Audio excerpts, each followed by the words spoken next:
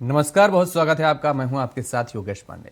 दिल्ली सरकार में deputy CM Manish Sisodia और जेल मंत्री सत्येंद्र जैन ने मंत्री पद से इस्तीफा दे दिया है। जानकारी के मुताबिक सीएम अरविंद केजरीवाल ने दोनों मंत्रियों के इस्तीफे मंजूर कर लिए हैं। दोनों ही मंत्री इन दिनों विवादों में घिरे हुए हैं।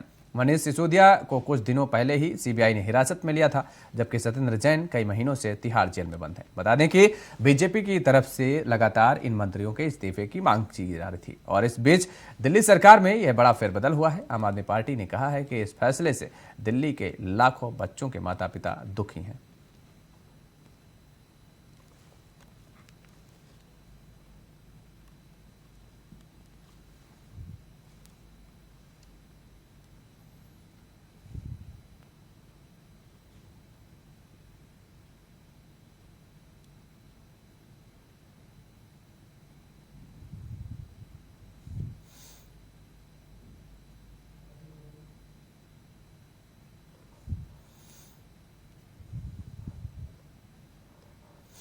और इसी खबर पर नितिन चौधरी हमारे साथ सीधे लाइव जुड़े हुए हैं। नितिन, क्या कुछ जानकारी है? और अरविंद केजरीवाल ने दोनों मंत्रियों के इस्तीफे स्वीकार कर लिए हैं।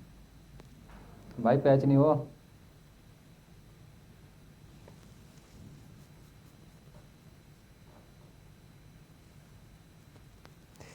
चलिए, संपर्क नहीं हो पा रहा है, फिर से जुड़ने की कोशिश करेंगे। तो सीबीआई के एक्शन का रिएक्शन देखने को मिला है। मनीष सिसोदिया और सत्येंद्र जैन ने मंत्री पद छोड़ा, इस्तीफा दिया है और अरविंद केजरीवाल ने दोनों मंत्रियों के इस्तीफे स्वीकार कर लिए हैं। एक बार फिर से नितिन चौधरी हमारे साथ सीधे लाइव जुड़े हुए हैं। नितिन, क्या कुछ जानकारी है? दोनों मंत्रियों ने इस्तीफे दिए और मुख्यमंत्री अरविंद केजरीवाल ने इस्तीफे मंजूर कर लिए हैं।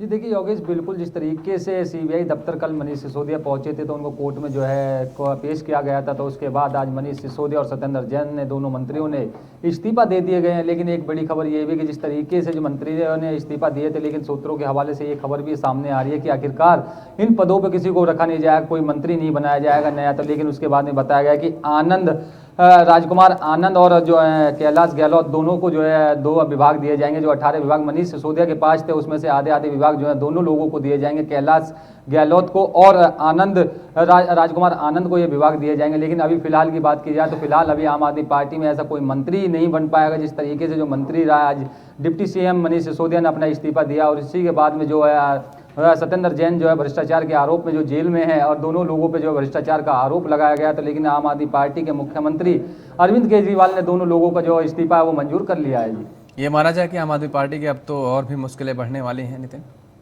ये देखिए बिल्कुल सही तौर पे है। जिस देखा जाए कि जिस तरीके से पहले जो है सत्येंद्र जैन जेल में बंद थे, लेकिन अब डिप्टी सीएम मनीष सिसोदिया खुद जेल के अंदर जो है बंद है, क्योंकि सीबीआई पहले से इनसे पूछताछ कर रही थी। बताया जाता था सीबीआई के सवालों का जवाब देने के लिए मनीष सिसोदिया नहीं पहुंचे थे। तो लेकिन उसके बाद जैसे ही सीबीआई में आज उनकी जो है 5 दिन की रिमांड मांगी जा रही थी, लेकिन उसको कहीं ना कहीं देखा जा रहा था कि सुप्रीम कोर्ट से भी उन्हें राहत देखने को मिल रही थी। उन्होंने सोचा कि सुप्रीम कोर्ट से मुझे राहत मिल जाएगी, लेकिन सुप्रीम कोर्ट ने भी अपना पल्ला झाड़ के जो है हाईकोर्ट के लिए बोल दिया कि हाईकोर्ट जाया जाए, हाईकोर्ट से आप अपनी जमानत कराई जाए। लेकिन उसके बाद आज दोनों लोगों ने जो है सत्येंद्र जैन और आम आदमी पार्टी के उप मुख्यमंत्री मनीष सिसोदिया ने दोनों लोगों ने अपना इस्तीफा जो है दे दिया। आम आदमी पार्टी के मुख्यमंत्री अरविंद केजरीवाल ने दोनों लोगों को जो इस्तीफा है वो मंजूर कर लिया गया। लेकिन दोनों को जो विभाग दिया है, 18 विभाग मनीष सिसोदिया के पास थे। 18 विभाग में से जो है राजकुमार आनंद और कैलाश गहलोत को जो है आधे आधे दोनों को जो है विभाग दिए जाएंगे। जी बिल्कुल, बहुत बहुत शुक्रिया तमाम सारी जानकारी देने के लिए। नितिन हमारे साथ जुड़े हुए थे, जिन्होंने बताया किस तरीके से अब आम आदमी पार्टी की मुश्किलें और बढ़ सकती हैं।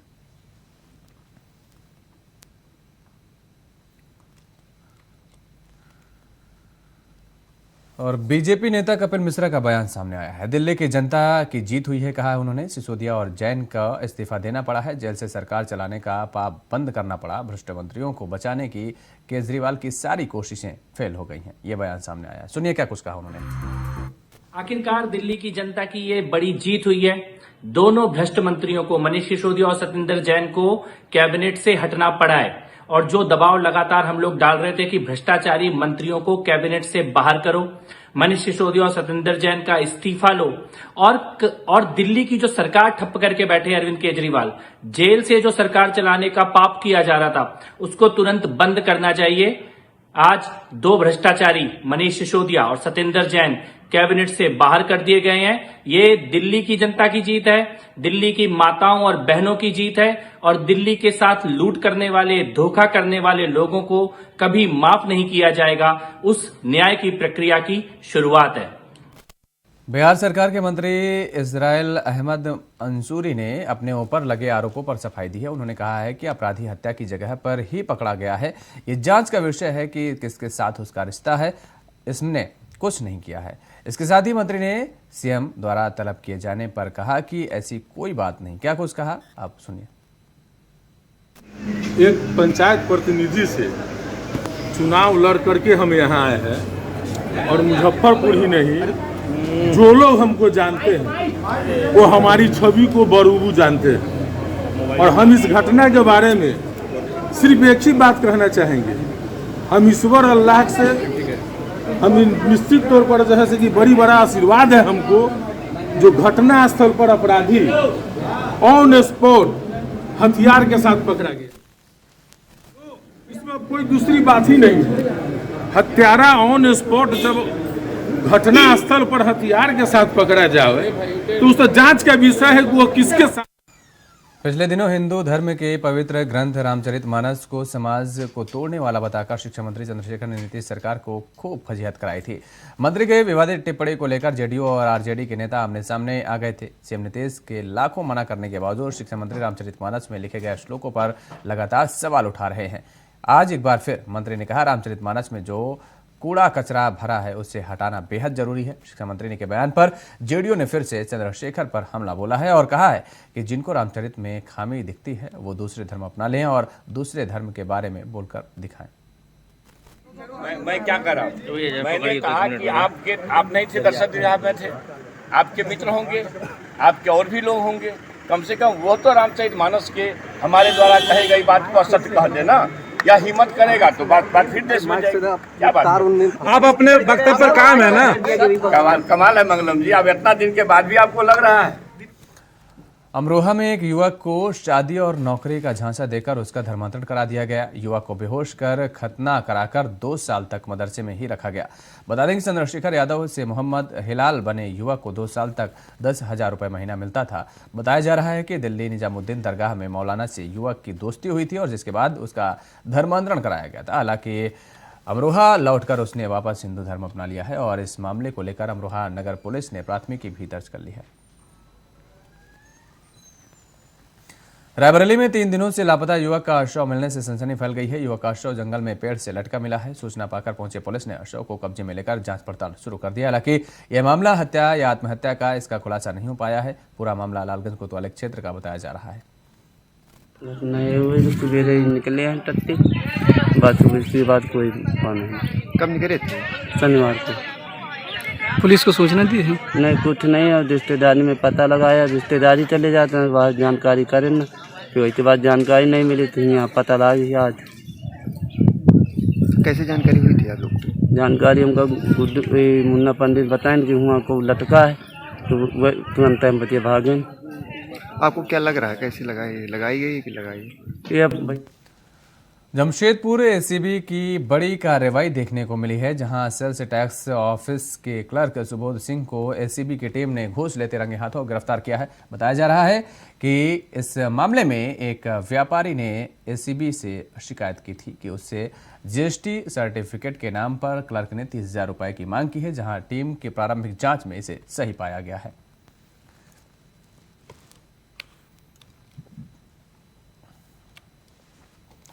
हमीरपुर में दहेज न मिलने पर दूल्हा शादी के फेरे से भाग गया। दरअसल बारात आने पर दुल्हन पक्ष ने स्वागत सत्कार में कोई कसर नहीं छोड़ी, लेकिन जब जयमाला का समय आया तो दूल्हे ने 1 तोले सोने की चेन की मांग कर दी। मांग पूरी न होने पर दूल्हा शादी के मंडप से भाग खड़ा हुआ। वहीं दुल्हन के पिता ने पुलिस को तहरीर देते हुए इंसाफ की मांग की है। 22 तारीख की हमारी शादी थी, बारात आई, टीका हुआ, सब कुछ हुआ। जयमाल का समय आया तो लड़के ने 1 तोला की चैन की मांग की, नहीं दे पाए मेरे मम्मी पापा। तो मेरे मम्मी पापा ने पैर गिनती की, नहीं माने। एक गाड़ी पैसे मांगे, नहीं, मेरे मम्मी पापा ने नहीं दिया। बदायूं में प्राइवेट फाइनेंस कंपनी से लोन लेकर ऑटो खरीदने और एक किस्त अदा न कर पाने की कीमत एक ऑटो मालिक को जान देकर चुकानी पड़ी है। और वजह वही सामने आई है कि फाइनेंस कंपनी के तरफ से लोन वसूली कर लगाए गए लोन ऑटो चालक को प्रताड़ित करते हुए गालियां देकर जलील करते थे। ऑटो चालक ने इस जिल्लत भरी जिंदगी से मर जाना बेहतर समझा।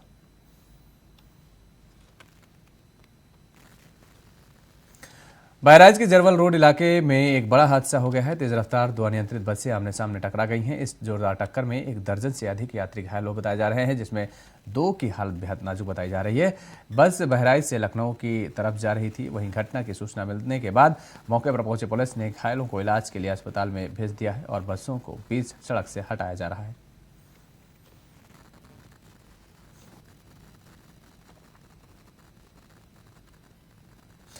हरदोई में प्रेम प्रसंग के चलते एक युवती ने फांसी लगाकर अपनी जीवन लीला समाप्त कर ली है। प्रेमी और उसके परिवारजनों द्वारा गाली गलौज और धमकियों से आहत होकर युवती ने घर के अंदर फांसी लगाकर आत्महत्या कर ली है। वहीं घटना की सूचना मिलते ही मौके पर पहुंची पुलिस ने शव को कब्जे में लेकर पोस्टमार्टम के लिए भेज दिया है। बटौली है हरपालपुर थाना क्षेत्र में, वहाँ पे विश्राम नाम के व्यक्ति हैं। उनकी पुत्री 19 वर्षीय पुत्री, जिसका गांव के ही एक युवक से प्रेम प्रसंग चल रहा था और 2 दिन पहले वो गांव घर में आया भी था और इन लोगों को धमकी वगैरह भी दे के गया था और इन्होंने अपनी पुत्री की शादी कहीं तय की थी। इसी बात को लेकर वो धमकी दे रहा था, जान से मारने की धमकी दे रहा था। इससे आहत होकर घर में ही कमरे के अंदर इनकी पुत्री ने सुबह आत्महत्या कर ली। खबर फर्रुखाबाद से, जहां पर धार्मिक भावनाओं को ठेस पहुंचाने का एक मामला सामने आया है। दरअसल एक बीड़ी कंपनी ठेस पहुंचा रही थी और रैपर पर भगवान कृष्ण की फोटो लगाकर बेच रही थी कंपनी बीड़ी के रैपर पर पूजा शब्द से भी हिंदू संगठनों की आपत्ति जताई है। मार्केट में बीड़ी बिकने से हड़कंप मचा हुआ है। पुलिस से शिकायत की गई है। दिलचस्प बात आपको बता दें कि दिलशाद नाम के व्यक्ति के ऊपर मुकदमा दर्ज कराया गया है। फर्रुखाबाद के जहानगंज क्षेत्र का मामला बताया जा रहा है। जी, पूरा मामला ये हमारे यहाँ थाना जहानगंज के अंतर्गत ग्राम जहांगरपुर निवासी दिलशाद, जो इस पे भगवान श्री कृष्ण की मूर्ति छाप के पूजा नाम रख के हमारे धार्मिक आस्थाओं को ठेस पहुंचाना, ये एक गंदा काम किया। उसके विरोध में हम बजरंग दल के सभी कार्यकर्ताओं ने मिलकर उस पर मुकदमा दर्ज करवाया था। बिहार विधान परिषद में बीजेपी के नेताओं का प्रदर्शन। विजेंद्र यादव के सेना पर दिए बयान को लेकर प्रदर्शन किया गया है। जल्द से जल्द बर्खास्त किया जाए, विजेंद्र यादव ने कहा है। बीजेपी एमएलसी हरीश सहनी ने दिया बयान, सेना के खिलाफ ऐसा बयान आपत्तिजनक, ऐसे मंत्री को सरकार बर्खास्त करे।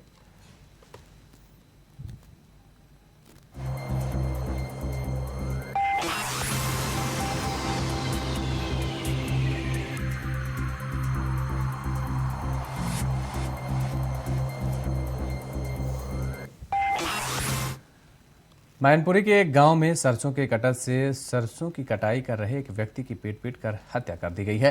दरअसल सरसों के खेत में अचानक हुए विवाद के चलते कुछ अराजक तत्वों ने मारपीट शुरू कर दी और उसे इतना पीटा कि व्यक्ति की मौत हो गई है। वहीं घटना की सूचना मिलने पर मौके पर पहुंचे पुलिस ने शव को कब्जे में लेकर घटना की जांच शुरू कर दी है। मौत ऐसे हुई है, हम लोग ट्रैक्टर चला रहे थे वहाँ पर कटर पे, हम दूर खड़े थे, ये कटर पे दाब रहे थे। यहाँ से जाके लड़कों ने सीधा ट्रैक्टर बंद किया। ट्रैक्टर बंद करने के बाद हमने क्यों किया, क्या सो क्या होड़ी हम ट्रैक्टर में आँच दे देंगे, वही ट्रैक्टर में आँच।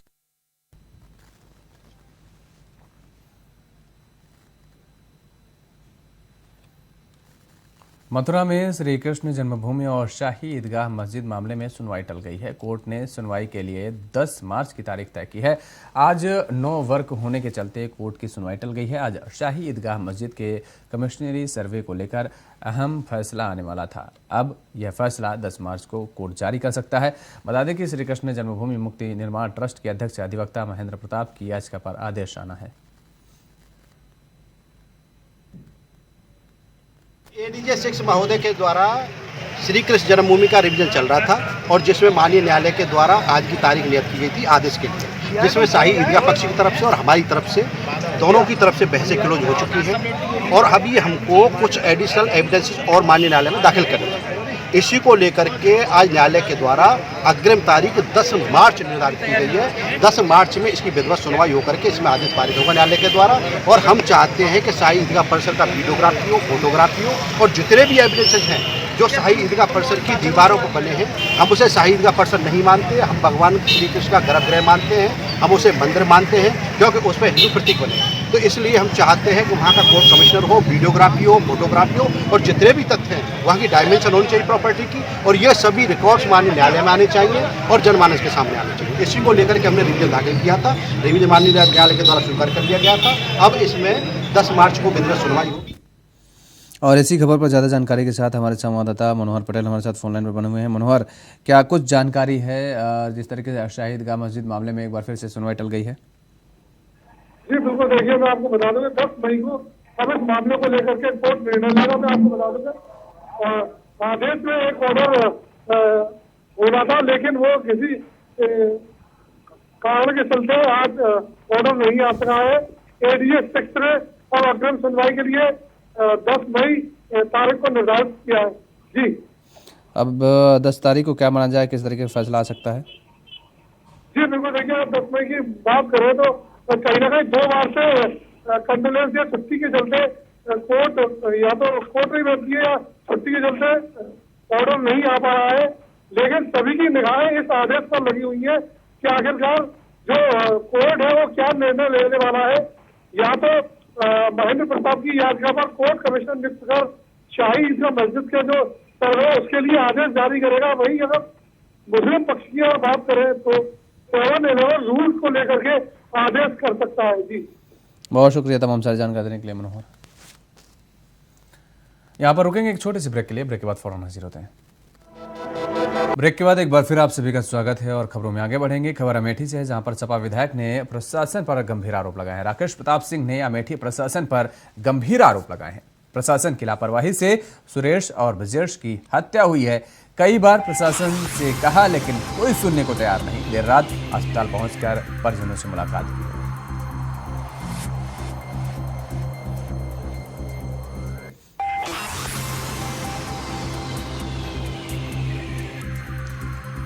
तो कई बार प्रशासन से कहा लेकिन कोई सुनने को तैयार नहीं, ये बात कही गई है। प्रशासन पर लापरवाही के आरोप लगाए गए हैं और ये कहा गया कि दरअसल प्रशासनिक अमले को कई बार आगाह किया गया, सचेत किया गया, लेकिन प्रशासन सोता नजर आया। खबर बुलंदशहर से है जहां पर एम्बुलेंस में शराब तस्करी का खुलासा। पुलिस ने चेकिंग के दौरान 125 पेटी अवैध शराब की बरामद 10 लाख रुपए बताई जा रही है। शराब की कीमत। शराब तस्कर को पुलिस ने अरेस्ट किया है। पंजाब से शराब की तस्करी कर लाई गई थी। चेकिंग के दौरान कुचेसर रोड पर पकड़ी गई अवैध शराब।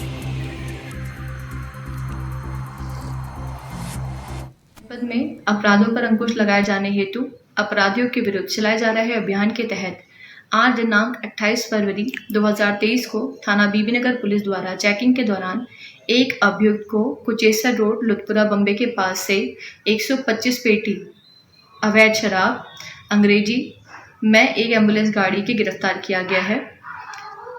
जब इस अभियुक्त से पूछताछ की गई तो पता चला कि इसका नाम है कुलदीप भाटी, पुत्र प्रीतम सिंह, निवासी निरोजपुर गुर्जर, थाना बागपत। इस अभियुक्त के पास से 125 पेटी 1500 बोतल अवैध अंग्रेजी शराब चंडीगढ़ मार्का व एक एम्बुलेंस गाड़ी जिसमें ये तस्करी करता था, इसका नंबर है HR 55N 4956 बरामद की गई है। इसने पूछताछ के दौरान बताया कि यह इस एम्बुलेंस गाड़ी में पंजाब राज्य से शराब की तस्करी कर उत्तर प्रदेश के अन्य क्षेत्रों में सप्लाई करता है तथा आज जो शराब इससे बरामद की गई है वह इसे बुलंदशहर के अन्य क्षेत्रों में सप्लाई करने हेतु लेकर जा रहा था। कानपुर में सपा विधायक इरफान सोलंकी पर कानपुर पुलिस की बड़ी कार्रवाई हुई है जिसमें सोलंकी के करीब 10 करोड़ रुपए की संपत्ति कानपुर पुलिस ने जब्त कर ली है, जिसमें 4 प्लॉट्स भी शामिल हैं। इस दौरान भारी पुलिस बल की मौजूदगी में और एसपी रंजीत कुमार की मौजूदगी में यह कार्रवाई की गई है। वहीं इसके पहले भी 25 करोड़ रुपए की संपत्ति जब्त की जा चुकी है। मोहम्मद असलम हमारे संवाददाता फोन लाइन पर बने हुए हैं। क्या कुछ जानकारी है मोहम्मद असलम, आज ये संपत्ति कुर्क की गई है?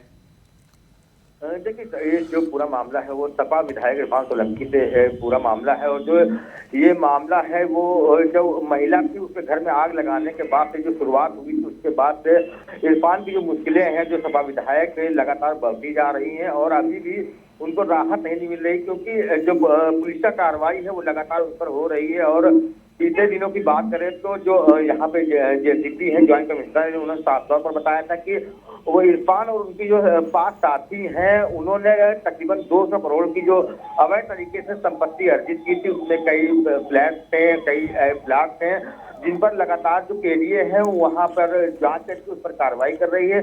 और आज जो कार्रवाई हुई है वो तकरीबन 10 करोड़ की उनकी संपत्ति थी, जिसको जो है सील किया गया है। इसके अलावा पहले भी एक जो उनकी बिल्डिंग थी, उनके एक साथी थे, उनकी बिल्डिंग को सील किया गया था। तो लगातार जो कानपुर कमिश्नरेट पुलिस है वो कार्रवाई कर रही है, क्योंकि जो मामला था उसके बाद खुलने के बाद कई ऐसे लोग थे जो पीड़ित थे, वो कमिश्नर ऑफिस पहुंच रहे थे और इरफान के खिलाफ और उनके जो साथी थे, उनके जो गैंग के लोग थे, उनके खिलाफ शिकायतें दर्ज करा रहे थे। हालांकि अगर हम इरफान की बात करें तो जो उनके भाई हैं रिजवान, उन पर जो है वहां पर जो उन्नाव कानपुर से थोड़ी दूर पर उन्नाव जिला पड़ता है, वहां पर जो जमीनों कब्जाने के कई आरोप लगे थे। तो ऐसे कई मामले हैं जो लगातार जो इरफान पे जो मुकदमे हैं वो बढ़ाए जा रहे हैं। और जो 4 तारीख आने वाली 4 मार्च है उसमें जो घर पर आग लगाने का मामला है उसको लेकर फैसला भी आना है। तो ऐसे में अब माना ये भी जा रहा है कि इरफान की विधायकी भी जा सकती है, क्योंकि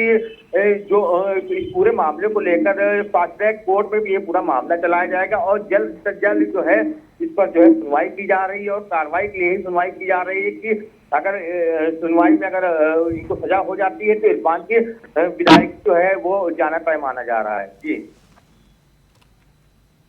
बहुत बहुत शुक्रिया तमाम सारी जानकारी देने के लिए मोहम्मद असलम। और इस बुलेटिन में फिलहाल इतना ही। खबरों के लिए आप बने रहिए इंडिया वॉइस के साथ। नमस्कार।